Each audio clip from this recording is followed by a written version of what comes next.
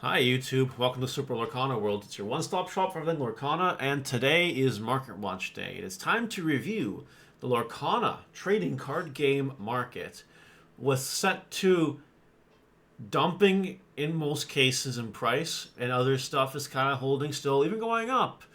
It's always worth it to review. Promo cards are doing things, set 1 cards are kind of on the down right now.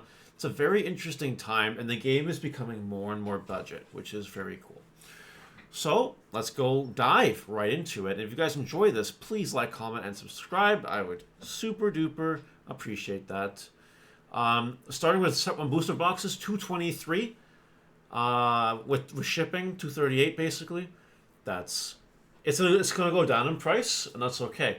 But something that might surprise you, maybe surprise you.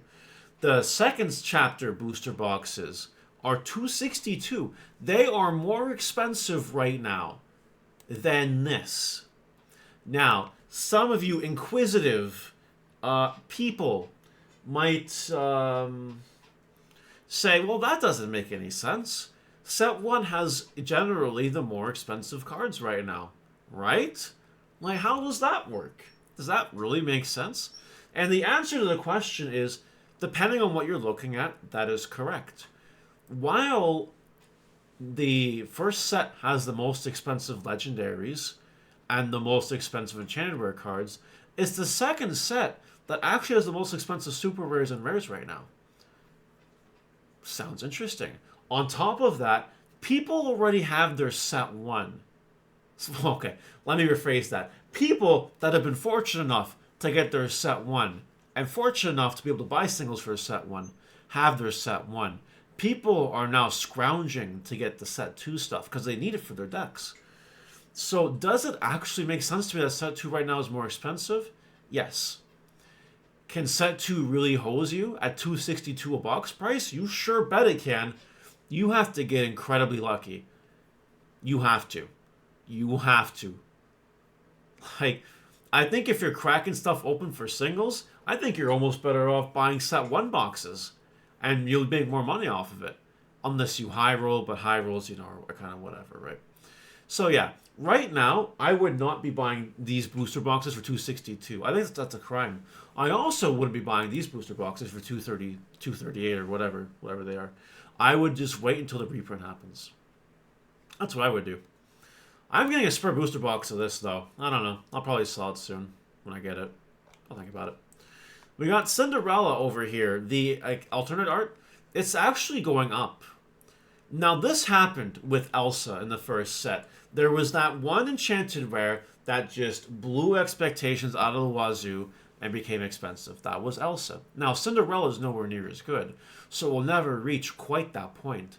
But Cinderella continues to be the most expensive singular card in the set. But most enchanted rares are either stagnant or going down. Like, Hercules is pretty solid. It's kind of remaining in the same price point, but dipping downward. And most of them are following this trend right now. So I would be getting rid of your enchanted rares in set 2 if you have them, before you lose too much value on them. Gaston here is the DL's PC promo. This card will keep getting reprinted and re-released, so it'll keep going down in price. You don't buy this for $144. You don't do that. So yeah, as mentioned, Rapunzel is still the most expensive legendary card in the game at the $50 mark. Makes perfect sense to me. The card is crazy, and I stand by that, and the market also stands by that, so that's nice. The second most expensive legendary in the game is Maleficent. This card is still seeing play because this card is still good. Ruby Amethyst is still a threat and still plays this card. Not to mention other decks can just play this card. So that Maleficent is very strong. And being straight removal on a big fat body is pretty good. Pretty powerful. The third most expensive legendary in the game right now, and the most expensive legendary in this set, is the Beast Tragic Hero. $31. That's very, very good price for this card, but it is going down, and I would expect it to continue going down. This card isn't earth-shattering or anything like that. Then it's Belle. Belle is the next most expensive card at basically $26, $20, going down. You know it's a theme, right? Alice. Growing Girl. Third most expensive legendary in this set. Going down. Continuing to go down here. And then we have the Beast continuing to go down in price. Trickling down. So, I think you guys see my issue with set 2 booster boxes, right? Because we were just talking about this.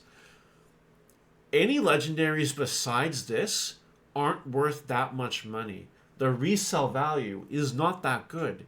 You would have to pull these legendaries and then hope your super rares and rares are good if you want to break even at $262 per box per price. You would have to. So it just seems very risky to me. Or pull an enchanted rare. It's not the risk that I like to take. Not for me. In other words, the 2 most expensive super rares right now go to Cinderella and Arthur, who is not even a full dollar behind of Cinderella. But latest sales indicate that it is in that area, in that ballpark. Arthur makes sense because Arthur is broken. Arthur gains you extra lore, and it is seeing more and more play as we go. Arthur's actually one of the cards that isn't really going down in price. Cinderella is also keeping solid. A little bit of a down, but nothing too crazy. Cinderella's another staple card this format. So again, don't expect it to see too much of a drop right now. If anything, tournaments might happen. Everyone might be playing Cinderella, everyone might play Arthur, and then it'll go up in price. So that's definitely a thing you need to be concerned about, like for sure. The most expensive rares are Cinderella, $17 near mint for your Singer Cinderella, and Prince John at $15.50 basically. These make sense to me. These are your best rares in the game right now. Well, I think Prince John is the best rare in the game right now. Cinderella is just because Amber is like undisputably very strong color right now. Amber Steel mid-range is crazy. Amber Song decks are crazy. A lot of utility for Cinderella. So like this makes sense, but this card has the potential to be insane. So it does not surprise me these are your most expensive rares in the set. Other cool things to look at. This Robin Hood promo is just tanking in price, and will continue to tank in price. Tournaments are easy to do. Don't keep it. John Silver is going down in price because John Silver, the hype is no longer meeting up to the demand of this card. People were overly excited about it because of the reveals, but now the set's actually here. People are having a little bit of remorse on it. So this card will continue to go down in price. Better get rid of them. We gotta be prepared here for $8 going up. You see, Be Prepared is still the only card of its kind. Potentially a free board wipe. All the time is what this card is. Unaffected by resist, unaffected by ward. This card is still a staple. So it doesn't surprise me that this card is still kind of up there in price. And finally, we got to talk about Teeth and Ambitions. So, between last Market Watch and this one, this card hit a high of $22, but now this calmed down to 10. This card exploded because of the viability that this card has with other strategies in set 2. Plus, it's a song. Songs are good. That being said, I think people were like, okay, settle down. So if you did sell this for $22 or whatever, kudos. Because at this point now, they're just going to keep going down a little bit until it stabilizes. And that's all for Teeth and Ambitions. And that's all for Market Watch today, guys. Let me know what you think in the comment section below. I will see you later. Bye!